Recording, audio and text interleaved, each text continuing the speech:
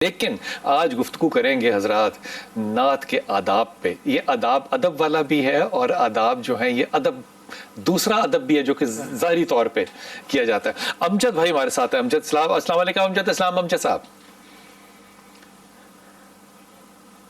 امجد بھائی السلام علیکم. وعلیکم السلام. وعلیکم السلام. خیریت سے ہیں آپ؟ جی اللہ کرم اللہ کرم اللہ کرم. امجد بھائی تھوڑا سا گفتگو کرنے سے پہلے ہمیں ذرا سمجھا دیجئے کہ جو ادبی صنف ہے یہ مثال کے طور پہ غزل ہے، نظم ہے، مرثیہ ہے، نوحہ ہے، جیسے کہ ہنا نے بھی پڑھا تو انہوں نے ابتدا جو ہے وہ حمد سے کی، تو ایک یہ سیکوینس میں پڑھتے ہیں یا مجھے لگتا ہے یہ محبت کا بھی تقاضا ہے اور ادب کا بھی تقاضا ہے کہ اللہ سے شروع کیا جائے، اللہ کی برتری سے، پھر محبت تک، پھر آگے نیچے آ جائے. آپ کی آواز مجھے تھوڑی کم آ رہی ہے، تھوڑا سا والیوم اگر بڑھا لیں. تھوڑا سا والیوم بڑھا دیجیے گا پلیز ذرا، امجد بھائی کو آواز نہیں جا رہی. تو یہ جو خاص طور پہ جب ہم نعت پڑھتے ہیں تو آج کل بڑے بڑے نئے نئے کام آ گئے ہیں نعت لکھنے میں. میں ایک چھوٹی سی مثال دیتا ہوں، اس کو سمجھا دیجیے گا. مثال کے طور پہ اگر میں یہ کہوں کہ میٹھی میٹھی ہے میرا میٹھا ہے میرے محمد کا نام صلی اللہ علیہ وسلم، تو یہ میں تعریف رسول پاک کر رہا ہوں. لیکن اگر میں کہوں کہ کاش میں دور پیغمبر میں اٹھایا جاتا، تو یہ میں اپنی خواہش کا اظہار کر رہا ہوں. کیا نعت کی کوئی پابندی ہے کہ نعت کس کو کہیں گے؟ نہیں، نعت میں اصل میں خاصی وسعت بھی ہے، لیکن پابندیاں کچھ اور طرح کی ہیں. وہ جو ہے نا کہ با خدا دیوانہ باشو با محمد ہوشیار، اصل پابندی تو یہ ہے کہ اس میں جو حفظ مراتب ہے ہمارے یہاں جو آپ دیکھتے ہیں کہ بعض اوقات ایک تو کچھ لوگ فلمی دھنوں پہ لکھتے ہیں، جو میں سمجھتا ہوں کہ بہت کوئی معقول بات نہیں ہے، نکمی بات. پھر یہ ہے کہ وہ بات صفات ایسی ہیں جو رب کریم کی ہیں، ان میں وہ اس میں رسول پاک کو داخل کر دیتے ہیں. اس سے بھی ظاہر ہے وہ چیز حضور کو بہت ناگوار گزرے گی جب کہ ہم ان کی صفات جو ہے ان کو اللہ تعالیٰ سے متصادم کر دیں. تو بس لوگ اس کا خیال نہیں کرتے ہیں. یہ جو آج کل کی نعت لکھنے والے ہیں ان کو آپ پچھلے نعت لکھنے والوں سے کمپیر کریں گے تھوڑا سا؟ آج جن مثال کے طور پہ میر حسن صاحب جو ہے وہ کلام لکھتے ہیں، آج کے نوجوان بھی بہت سوشل میڈیا پہ کلام لکھتے ہیں، کمپیر کیسے کریں گے؟ کون سا کلام جو ہے وہ زیادہ صحت مند ہوتا ہے؟ میرے خیال میں دیکھیں ماضی قریب میں مثال کے طور پہ 3 آدمیوں کو میں نام آپ سے لیتا ہوں. ایک ہے احمد نظیم قاسمی، کیا بات ہے، ایک ہے حفیظ صاحب، اور ایک ہے مظفر وارثی.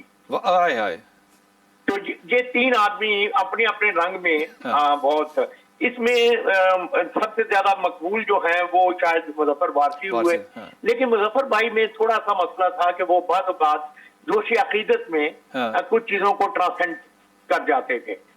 اس میں یعنی عقیدت کے جو وفور کہنا چاہیے اس کے آگے وہ جو باندھنا چاہیے تھا شاید وہ نہیں لیکن یہ کہیں کہیں ہوا، ورنہ آپ نے دور کے وہ بلا شبہ بہترین نعت گو بھی تھے اور نعت خان بھی تھے. لیکن جو بیسٹ ہے نا جی، میں سمجھتا ہوں وہ شاید حفیظ صاحب ہیں، جنہوں نے ہر طرح سے نعت کے جو سلیقہ ہے اور اس کو ملحوظ رکھا، اس کے مضامین کے حوالے سے بھی، اس میں طرز تخاطب کے حوالے سے بھی، اس میں جو ڈیمارکیشنز ہوتی ہیں آداب کی ان کے حوالے سے بھی، اور ایک قلبی واردات کے حوالے سے بھی.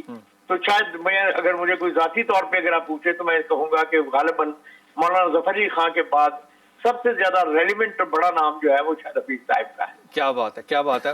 وہ جو بلیک اینڈ وائٹ کا زمانہ تھا اس میں بھی اگر آپ دیکھیں تو نعتیں جو ہیں وہ کس قدر قیامت ہے، جو کہ شاید آج کے دور کے اندر ہم ان کا تذکرہ کریں تو اس کے اوپر تھوڑا سا اعتراض ہو کہ پڑھنے والے جو ہیں ان میں سے اگر میں یاد کروں تو پڑھنے والے جو ہیں وہ غیر مسلمان بھی ہیں، اور ان کا جو پڑھنا ہے وہ کمال محبت کا سکھوں نے، ہندوؤں نے لکھا، کرسچنز نے لکھی اور پڑھی. اچھا یہ جو امجد بھائی جو آج کل یہ جو طرز ہے اس کی یہ جو لکھنا ہے مصرعے کی طرز جو ہے وہ تو شاعر نہیں بناتا، اب یہ طرز جو ہے یہ کنیکٹ کر جاتی ہے، آپ کو یاد دلاتی ہے خاص طور پہ گانے اور بڑے فضول قسم کی گانے، وہ ٹن ٹنا ٹن والے ردم بھی بیچ میں ہم نے کئی دفعہ سنے. اب آج کے دور میں کیا کوئی پابندی بتانی چاہیے آپ جیسے لوگوں کو جو کہ واقعی اس کی شناخت ہے آنے والے لوگوں کو؟ اصل میں پابندی لگانے سے زیادہ یہ سمجھانے والی بات ہے میرے خیال میں کہ اس بات کو سمجھایا جائے کہ یہ جو چیز جو ہے ممکن ہے آپ اپنی عقیدت کے حوالے سے ہی کر رہے ہوں، لیکن یہ ایک طرح سے رسول پاک کی صلی اللہ علیہ وسلم کی ایک طرح سے توہین کے پہلو میں آ جاتی ہے، اس طرح کی اگر آپ اسٹاڈو فلمی کوئی طرز میں ان کے لیے کریں تو یہ میرے خیال میں سمجھانے والی بات زیادہ ہے، کیونکہ چیک تو شاید اس پہ کوئی نہیں لگایا جا سکتا۔ اچھا، وارسی صاحب کی بات آپ کو کون سی زیادہ ایسی لگتی ہے جو کہ تھوڑا سا عشق میں زیادہ بڑھ جاتی ہے؟ مثال کے طور پہ یہی آپ دیکھیں نا، میرا پیغمبر عظیم تر ہے، اب اس میں عظیم تر میں آ کر انفیکٹ پریکٹیکلی تو ہم یہ کہنا چاہتے ہیں کہ آپ عظیم ترین ہیں، تو وہ جب ہم عظیم تر کہتے ہیں تو اس میں خاص طرح کی ایک جھول تھا میرے خیال میں، تھوڑا سا وہ آ جاتا ہے۔ امجد بھائی کوئی اور مثال دیں کسی اور شاعر کی بھی، پتہ چلے کہ کیا رینج کیا ہونی چاہیے۔ نہیں وہ تو بہت ساری ہیں، اب اس طرح سے وہ میں تو کہتا بری چیزوں کو غیر دہرانے سے ویسے بھی گریز کرنا چاہیے، صحیح بات ہے کہ جو ایسی چیزیں، لیکن اکثر ہمارے دوست ساتھی جو ہیں وہ کر جاتے ہیں، اور خاص طور پر جو طرز تخاطب ہے اس میں یہ درست ہے کہ اردو میں تو اور تیرا جو ہے وہ بعض اوقات احترام کے ساتھ بھی کہا جا سکتا ہے، لیکن اگر وہ احترام کے ساتھ نہ کہا جائے تو اچھا نہیں ہے۔ کیا بات ہے، کیا بات ہے، کیا بات ہے۔ آپ نعت لکھتے ہیں آج کل امجد بھائی؟ جی میری پوری کتاب ہے جی، اسباب، میری کتاب جو میں نے حج کے موقع پہ بعد میں لکھی تھی، تو اس میں تو میرے خیال میں کوئی 70-80 کے قریب نعتیں اور حمدیں ہیں۔ ماشاءاللہ ماشاءاللہ۔ تو امجد بھائی اگر چند اشعار آپ ہدیہ فرمائیں۔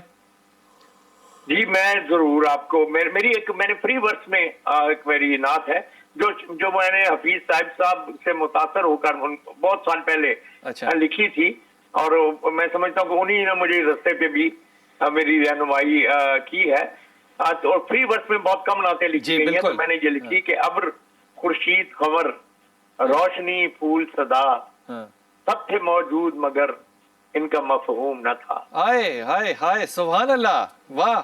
ابر، خورشید، قمر، روشنی، پھول، صدا، سب تھے موجود مگر ان کا مفہوم نہ تھا، کوئی بھی چیز کوئی چیز نہ تھی۔ ہائے ہائے ہائے ہائے ہائے، کیا کیا کیا بات، کوئی بھی چیز کوئی چیز نہ تھی، سر مخفی تھا خدا،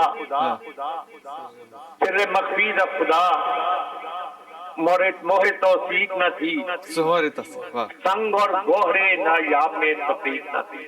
واہ واہ واہ واہ، سبحان اللہ۔ سنگ اور گوہرے نایاب میں تفریق نہ تھی، آپ نے صلی اللہ، ابر، خورشید، قمر، روشنی، پھول، صدا، سب کو مفہوم دیا۔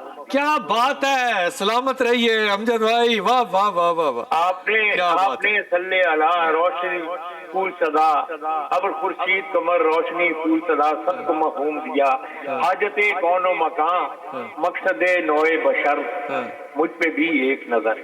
سبحان اللہ، زندہ رہیے، سلامت رہیے۔ کون مقام، مقصد نوع بشر، مجھ پہ بھی ایک نظر، مجھ کو بھی دیجئے کبھی میرے ہونے کا پتہ، ہائے ہائے ہائے ہائے، مجھ کو بھی دیجئے کبھی میرے ہونے کا پتہ، یا نبی صلی اللہ، یا نبی صلی اللہ۔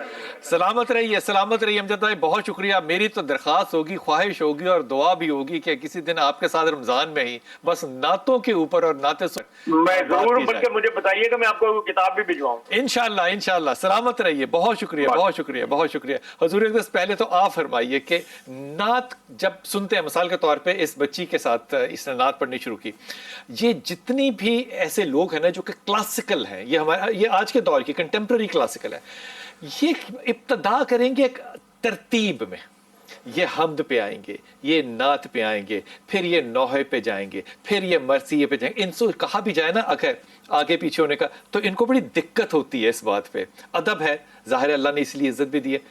نعت کی تعریف اور نعت کو آپ کیسے سمجھتے، سوچتے اور دیکھتے ہیں؟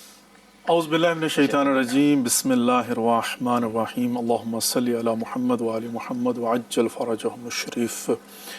بہت ہی خوبصورت ٹاپک ہے، لیکن تھوڑا سا کمپلیکیٹڈ بھی ہے، اور میں سمجھتا ہوں کہ اس کی کمپلیکیشنز کو سامنے رکھتے ہوئے اور اس کی امپورٹنس کو سامنے رکھتے ہوئے اس کو 2-3 جگہ تقسیم کر کے اس کا کوئی کنکلوژن جو ہے نا وہ نکالنا چاہیے۔ نعت ویسے تو وصف، تعریف، خوبی بیان کرنا، لیکن اس میں بھی کوئی شک نہیں ہے کہ تمام تر لغات کو سائڈ پہ رکھ کے آج جو اسٹیریوٹائپ نمبر 1 اور دوسرا تبادر ہم اس کو کہتے ہیں زبان فقہی میں، جو تبادر ہے، جیسے ہم کہتے ہیں امیر المومنین تو آٹومیٹکلی علی ابن ابی طالب علیہ السلام ذہن میں آ جاتے ہیں، تو نعت کا مطلب ہی منظوم نثر نبی پاک محمد مصطفیٰ صلی اللہ علیہ وسلم کے کردار کو بیان کرنا، اپنی حاجات کو بیان کرنا، استغاثہ بلند کرنا، ان کے افعال کو تمام تر مجموعہ جو ہے اس کو نعت کہا جاتا ہے۔ اب جو آداب نعت ہے اس کے اندر بیٹھ کر دو چیزیں بہت ضروری ہیں جہاں پر آ کر پرابلم ہوتی ہے۔ نمبر 1 ہے کہ شریعت، نمبر 2 ہے ثقافت، کلچر۔ ٹھیک۔ اب ہم نے سب سے پہلی بات جو ہے نا وہ یہ دیکھنا ہے کہ شریعت کی حدود و قیود کیا ہے، چونکہ ایک بہت ہی خطرناک لفظ جی امجد بھائی نے استعمال کیا کہ کہیں توہین کے زمرے میں آتا ہے۔ ہم نے پہلے کیا کرنا ہے کہ اس دائرے کو کھینچنا ہے شرعی حوالے سے، ٹھیک، کہ بھئی یہاں پر لکھنے والے کو پڑھنے والے کو علم ہو، یہ کھینچ دینا ہے۔ اس کے بعد کلچر میں آ کر جو ہے وہ let them do whatever they want to do، چونکہ کلچر جو ہے نا وہ پائیدار نہیں ہوتا۔ میلٹنگ پاٹ، امریکہ کے اندر ہم کہتے ہیں میلٹنگ پاٹ، کلچر چینج بھی ہوتا ہے۔ حتیٰ آج کے زمانے میں ہم ایک ہی فیملی کے اندر، میرا جو کلچر ہے میرے بچوں کا کلچر مجھ سے مختلف ہے۔